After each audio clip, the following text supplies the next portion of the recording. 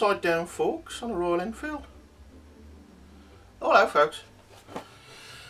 Right, upcoming in about a week's time, just over, me and Webley are going to be having a go at the Welsh National Rally.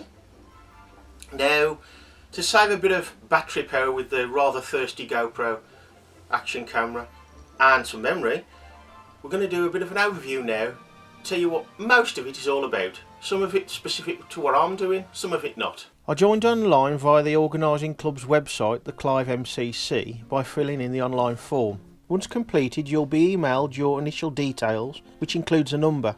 Either send off these details with a cheque or do so with a bank transfer. This year, for a rider, it costs 25 quid. The instructions obviously include just about everything you need to participate in the rally, hopefully successfully. Although I have had to ask a question myself already, and I did that via the Welsh National Rally Facebook page. Now before we get too into it, in a light fashion, if anybody thinks from the information contained here they're going to get into the rally for nothing, they'll be wrong, because you can't get into it without your rider number. If you want to read the instructions in more detail, by all means pause the video, but basically start control, Welsh pool, which is also the finish control, start times, closure times. Now this is important, and it also involves your insurance. This is not a race, it's a navigational scatter rally. Membership and insurance. First up, you don't need a full-on competition licence. Again, this is not a race. It tells you there about the membership you do get for the duration of the rally. And it also confirms in black and white that it is a navigational scatter rally.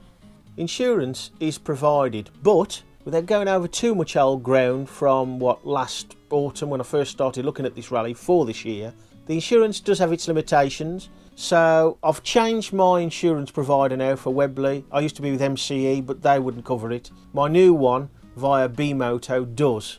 As you can see, there are plenty of awards to have a go at, depending on what bike you're going to do it on, of course. That may restrict you. As you can see, you've got Modern 1980 to present day, which is the one I'll be doing, at the gold level, Classic 1965 to 79, and Vintage pre-1965. And that's just some of them. Now, the one I'm going to do is the gold, which means I have to visit 3 manned and 12 unmanned checkpoints or controls. Now the difference between the National Road Rally, that's the English one, to this one, is that I have to answer questions at the unmanned controls stroke locations really. Now I don't know what those questions will be till I sign in on the day. At least I hope I've got that right. I hope so, but that seems to be the case, and they're not hard questions, but they are questions you can only answer by visiting those locations. The Dragon Award locations are separate from all the others, so you can't use them as an unmanned control. And by separate I mean it's like another level above the Platinum. Results will be available on the Clive MCC website about a week after the rally. Further down the page you can see we've got the location of the manned controls. Now the map that is used is an AA Road Map GB6. I got mine from Waterstones, I had to order it but it was only there next day. It's only a £5. Quite small scale though, well the older you get the scale seems to get quite small. So I will be taking a larger scale AA Road Map, but of course for the initial grid references of each location, including all the unmanned control points, you need that map really. Also here you've got the Dragon Award locations, which I won't be using because I'm not doing that level.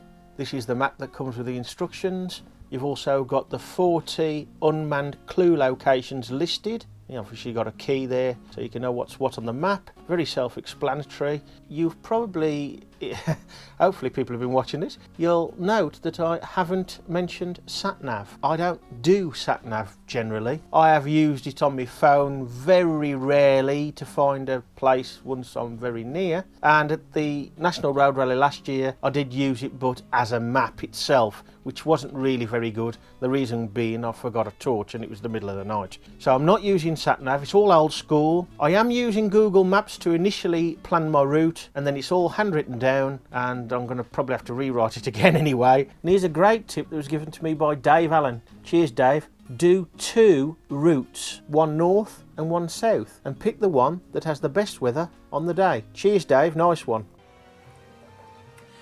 Hope that was of some use to you. Any questions you can ask me, but you're probably better off asking the organisers via their Facebook page. Now, why would you put the oil drain plug at the top of an engine?